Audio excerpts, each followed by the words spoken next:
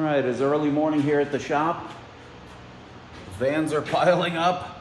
This is going to be another short installment about the solenoid pack in the 62 TE transmission, as many are excited about it.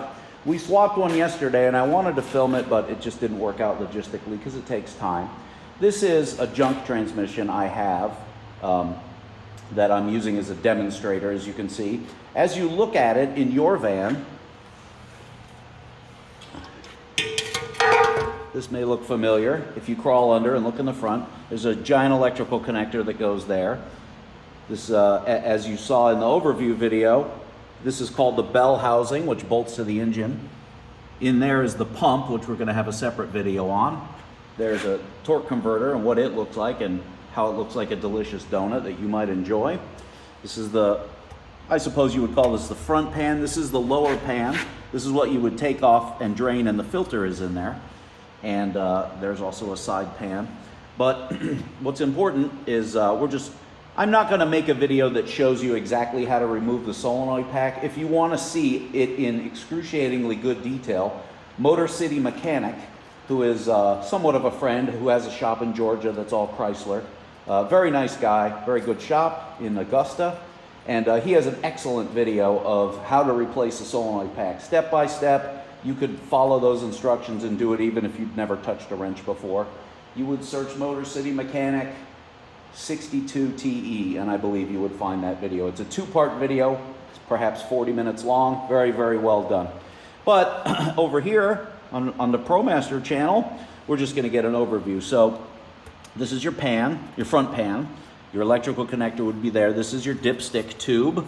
It's there because the 62 TE was born of the 41 TE with a thing called a compounder on it, which doubles the number of gears. This is actually an 8-speed transmission, but two of the ratios are so close together that they're essentially the same. And Chrysler uses one gear for accelerating and the other gear for decelerating. Isn't that interesting?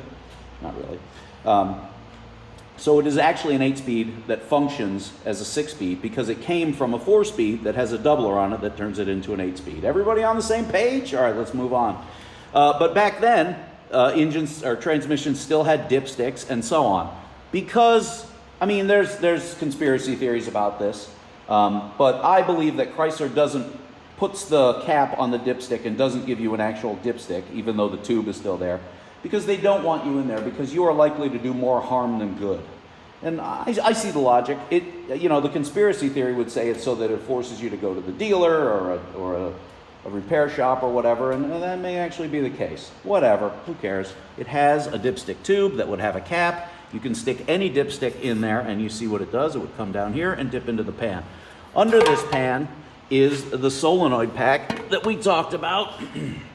I have noticed, since we have a few of these jobs coming up, and when I go to source the pack, the prices have gone up quite a bit.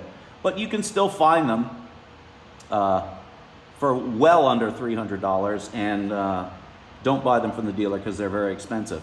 Many of these solenoid packs are remans. The part numbers will start with RL from Chrysler if it's a rebuilt. I feel that this is the type of part that rebuilt is okay because I care less about, they're very durable, but I care less about the fact that it's rebuilt and more about the fact that it's tested before I put it in. And a rebuild is very much tested, perhaps even more tested than a brand new one. So, and it's likely they don't make this brand new anymore because the Promaster was the last application to use the 62 TE. All the rest had been done with the 62 by 19 or so. Anyway, more to the point. So this is your solenoid pack. I could go through the various parts. There isn't much to know. Down here, I robbed the reason this pan is off is I robbed the line pressure sensor. This is the line pressure solenoid. This is the torque converter solenoid. There's a single code, I don't remember it offhand, but a lot of people get a code for torque converter clutch or torque converter fluid control. Would be controlled by this little $30 solenoid. Would you change that in an attempt to fix that? Yeah, you might, because this pan isn't very hard to get off. And that part is so cheap, as a shotgun strategy, it may actually work, because if it saves you, the torque converter itself isn't super expensive, but getting the transmission out to put it in is quite laborious. 6 hours is what we charge, and we're being generous. Anyway, this pack, if I hobble my way over here, simply because we did this job yesterday. This is the old suspect line pressure sensor, and this is what the pack looks like as it comes. That's the actual valve body. You old timers may recognize that type of thing from old transmissions. It works no different.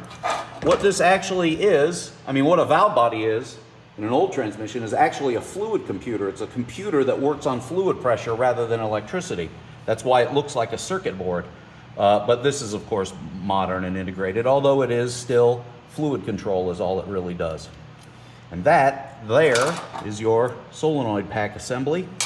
If you watch the installation videos over at Motor City Mechanic, you'll see how it goes in, and it'll make some sense to you. It's not intuitive exactly how it works, but once you see it apart, it kind of makes sense. Okay, well then, that was part number 2, I suppose. And next week I will be making a video on how to replace the pump, or at least what that looks like, and then comes transmission itself. I don't know, we'll see. All about the knowledge. Isn't that sexy? That thing is awesome. You'll never guess what it's here for, a solenoid pack. Ha! All right, people, Promasters only, I love ya. Let's hug it out. Stop touching me there. Why all the touching?